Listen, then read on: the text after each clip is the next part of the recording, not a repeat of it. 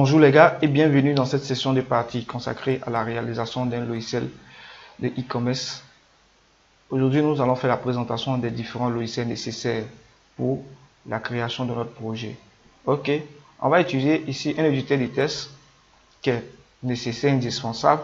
Vous pouvez utiliser n'importe quel éditeur de test que vous voulez, Atom, Sublime Test, Komodo, Visual Studio, bon, je sais pas, tout ça d'éditeur de test qui est disponible que vous pouvez travailler dessus. Moi, je vous recommande d'utiliser Atom. Ok, on avait fait un premier projet pour ceux qui sont sur le groupe Les Chevaliers du Network. On avait fait un premier projet qui était un logiciel de messagerie. Donc, on n'a pas achevé, on s'est arrêté un peu en route, mais on a fait quand même l'essentiel. On a travaillé là-bas avec Sublime Test. Ok, moi, je vous recommande de travailler ici avec Atom. Ok, maintenant, concernant le serveur, moi, je travaille toujours avec WAMP Server. Pour ceux qui aimeraient travailler avec Zamp ou bien autre serveur, tout ce qu'ils veulent, voilà, vous pouvez utiliser ces différents serveurs. Mais il faudra faire la mise à jour de votre serveur. On avait travaillé avec un serveur qui était de version 2. Si je ne me trompe pas, 2.4. Mais ici, on va travailler sur une version 3.2. Ok, on va avoir une version plus poussée, plus accélérée. Ok, plus avancée pour ne pas dire. Donc, vous rendez sur un navigateur pour voir télécharger, vous partez sur Google, vous mettez exemple Atom, vous partez sur un site, vous écrivez Atom comme ça, voilà, Atom. Sur Google, vous tapez sur Atom, vous allez vous rendre sur le site de Atom, ok, ou bien soit je passe par Google d'abord, je transite par Google, ensuite en mettant au niveau de la barre, j'écris Atom, voilà, Atom.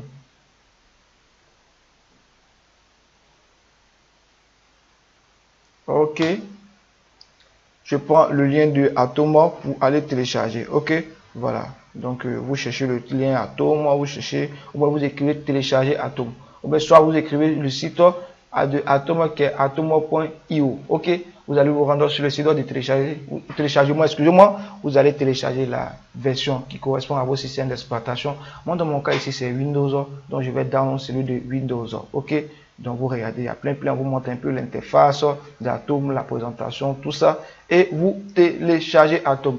Par contre, ceux qui sont sur le groupe Les Chevaliers du Net, pas besoin de télécharger, car déjà ça, je vais vous transmettre ça sur le groupe et vous allez l'installer facilement. Ok. Ensuite, on va télécharger notre WAMP Server. On a besoin de la nouvelle version du WAMP Server. Si vous laissez l'ancienne version, c'est quand même difficile pour vous lorsque on va vouloir passer au niveau de la programmation en Laravel. Ok, c'est-à-dire lorsqu'on va utiliser les frameworks tels que Laravel, parce qu'on va utiliser Composer.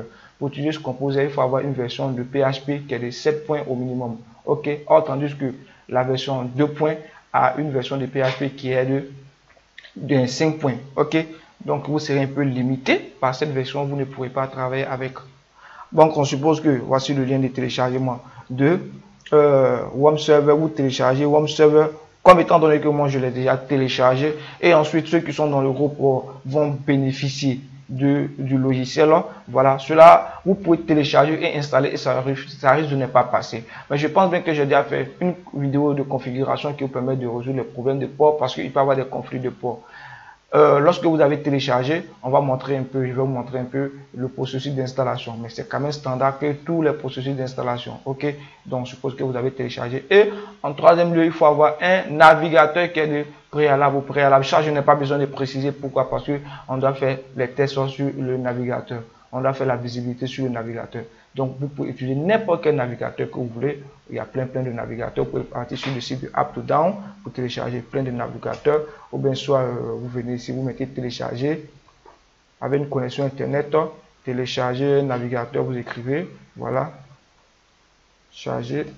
Vous écrivez le navigateur que vous voulez. Et c'est Google Chrome. Vous écrivez Google Chrome. Google Chrome. Voilà, excusez-moi pour la visibilité, j'espère que voilà, il va zoomer un peu Google Chrome, vous téléchargez, vous cherchez, vous téléchargez Google Chrome. Ça, c'est d'abord, pas besoin de vous préciser, d'avoir un navigateur. Ok, on suppose que vous avez votre navigateur qui est bien installé et ensuite on va passer à l'installation d'Atom. Ok, donc voici mes deux logiciels que j'ai téléchargés et sauvegardés ici. Moi j'ai déjà installé, donc lors de l'installation, vous allez voir que je ne vais pas achever l'installation. Je vais installer d'abord Atom. Très facile à installer d'ailleurs. Voilà, j'attends que ça charge. Voilà, je remercie tous les membres du groupe, vraiment les Chevaliers du Net, et les souhaiter encore une bonne heureuse année. Voilà. Donc je patiente en attendant que ça charge. Voici l'installation qui est démarrée. Vous allez voir comme c'est comme un chantier. Ils sont en train de charger un fusée qui va démarrer, qui va décoller. Quand même très très amusant. Voilà, vous patientez. L'installation ne dure pas. L'installation ne dure pas. Voilà. D'autres vont me dire, mais pourquoi vous décidez de travailler Atom?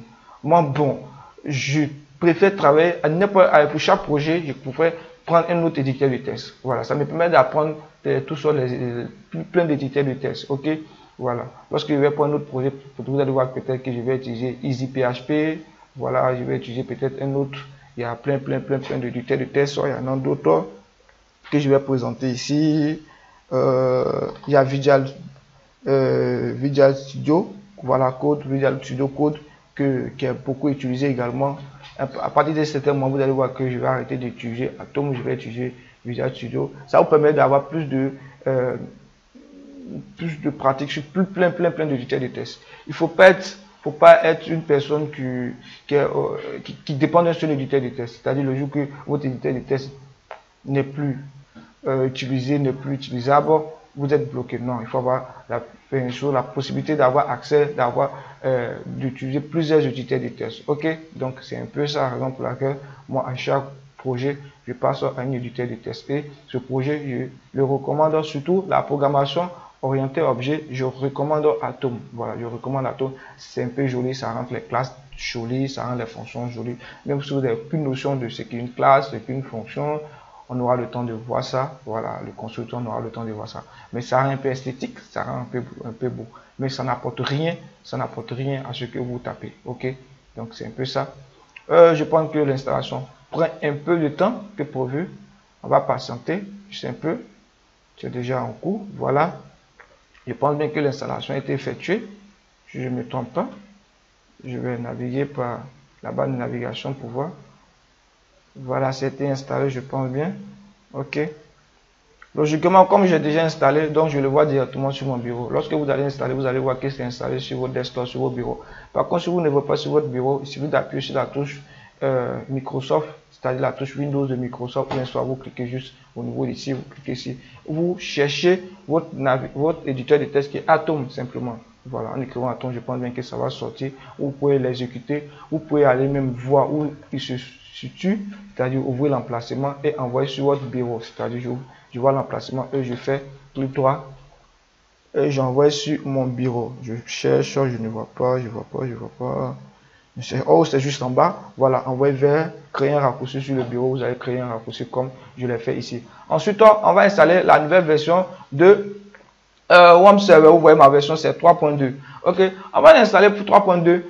Si vous avez déjà WAMP Server ou bien soit un serveur local sur votre bureau, il utilise le port 8080. Voilà, il utilise le port 8080. Il utilise le port 80 plutôt. Voilà, il utilise le port 80. Donc, si vous installez l'ancien, le nouveau, ça va créer un conflit de port. Vous allez voir que lorsque vous avez fini d'installer, le logo ne serait pas vert ici. Ça va créer ce problème. Donc, avant d'installer, rassurez-vous de désinstaller l'ancien. C'est-à-dire, quand vous désinstallez, vous pouvez venir soit ici. Voilà, vous voyez, désinstaller ici. Voilà, modifier un programme, vous venez ici et vous désinstallez l'ancienne version. Moi, je vous recommande, voilà. Je pense bien que s'il y a une autre technique qui permet de l'installer rapidement pour que ça puisse passer. Bon, je ne sais pas si d'autres peuvent m'aider, commentaire peut-être pour faire une vidéo, même d'autres peuvent nous expliquer pour montrer comment ils ont fait. Mais moi, j'ai dû désinstaller d'abord parce que lorsque j'ai installé, ça ne passait pas. Ok. Et ensuite, lorsque vous désinstallez, moi, je vous recommande ensuite, avant de désinstaller, sauvegarder votre projet. Voilà, même si le projet ne va pas disparaître, parce qu'en désinstallant, ça va garder le fichier WAMP et ça va juste désinstaller les autres composants, mais le fichier W2 va rester. Mais moi, je vous recommande de venir copier votre projet, c'est-à-dire le dossier qui est là, de venir le copier. Moi, je vous recommande de copier ça et de le sauvegarder ça ailleurs. Voilà, pour éviter que vous allez perdre votre projet. S'il y a un projet qui est un peu lourd, vous allez perdre ça. C'est quand même dégueulasse. Et puis, ce serait quand même frustrant de voir que votre projet a disparu. Pour l'installation, c'est pareil comme tous les logiciels. Vous venez simplement, voilà, moi, je ne vais pas terminer l'installation. Je clique sur le logiciel, je patiente. Ok, je patiente.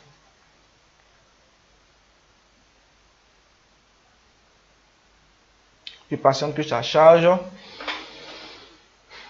L'installation n'est pas quand même difficile, c'est pareil comme les autres. Ok, ça a lancé. Voilà, vous appuyez français, c'est-à-dire la langue par défaut que vous aimeriez choisir. Ici, vous prenez, j'accepte les thèmes d'utilisateur. Ça, c'est par défaut, vous devez accepter ça. Si vous n'acceptez pas, ça ne va pas suivre. Ensuite, ici, le dossier, le nom du dossier qu'il va créer pour vous. Je suis sorti. Le nom du dossier qu'il va créer. Voilà. Moi, étant donné que moi, j'avais déjà un WAMP, en installant, il refuse. Voilà, en installant la base, il refuse. C'est-à-dire, il y a un dossier qui existe déjà. Ok, parce qu'il y a un dossier WAMP qui existe déjà. Voilà, c'est très très délicat cette partie. Ici, quand vous venez ici, il y a un fichier WAMP. Deux WAMP ne peuvent pas se trouver, deux noms ne peuvent pas se trouver dans le même endroit. Donc, vous pouvez écrire, vous pouvez renommer par un écrivant exemple WAMP 3.2. Ou bien vous écrivez 3.2. Ou bien soit WAMP 3. Vous écrivez ce que vous voulez. Ou bien soit vous écrivez ce que vous voulez 64. Moi, j'ai écrit 64. Vous pouvez écrire n'importe quel nom que vous aimeriez, ou bien soit vous partez supprimer intégralement le fichier de WAMP qui existait déjà. Si vous n'effacez pas, ça ne va pas fonctionner. Ok. Ici, le répertoire par défaut qui est le disque local, c'est vous laisser. Voilà. Il faudra que ce soit sur votre disque local C. Si c'est un autre disque, ça va passer, mais c'est mieux de laisser sur le disque local C, c'est-à-dire sur le disque où se trouve votre système d'exploitation. Ok. Donc, comme je l'ai dit, vous renommez par ce que vous voulez, vous pouvez écrire ce que vous voulez. Ensuite, vous appuyez sur suivant. Suivant. Vous voyez ici, moi j'ai déjà un fichier existant déjà. Donc il me demande si le fichier existe déjà, souhaitez-vous l'installer dans ce dossier malgré tout. Bon, si je lance, il va écraser l'ancien qui était là. Donc cela sous-entend que si vous avez l'ancien qui était, exemple, ok, WAMP server, vous pouvez laisser, ou bien soit vous pouvez renommer, appuyer suivant. Il va écraser l'ancien et il va remplacer. Mais comme je l'ai dit, si vous avez votre projet qui existe déjà, vers le copier, le sauvegarder dans un autre endroit pour éviter que ce projet disparaisse. Vous pouvez laisser dessus en appuyant oui et vous appuyez suivant pour avancer. Ok, je pense bien que moi je vais me limiter là pour ne pas que ça puisse supprimer mon projet parce que j'ai déjà fait l'installation. Lorsque vous allez finir d'installer, je suppose que j'ai fini d'installer, je le lance simplement ici. Je le lance ici. Je vais espérer que ça s'affiche le logo ou patienter que le logo devienne vert. Voilà, si le logo ne vient pas vert, c'est qu'il y a un souci. Il y a un souci de port. Voilà, si c'est rouge, c'est que c'est un gros souci. Maintenant, si vous lancez et on vous dit qu'il y a des DLS manquants, on va essayer de vous faire une vidéo pour vous montrer que mon réseau c'est DLS. Je pense bien que j'avais résolu ce problème de DLS là, mais étant donné que j'ai lancé, il n'y a pas de DLS manquant. Donc, je passe directement à je saute cette étape-là. Pour ceux qui ont des problèmes de DLS, c'est-à-dire quand vous allez lancer, on vous dit qu'il y a des problèmes qui manquent, on va essayer de faire une vidéo pour pouvoir résoudre ce problème-là. Ok, donc si votre logo est vert, ça marche. Alors c'est bon, ça marche.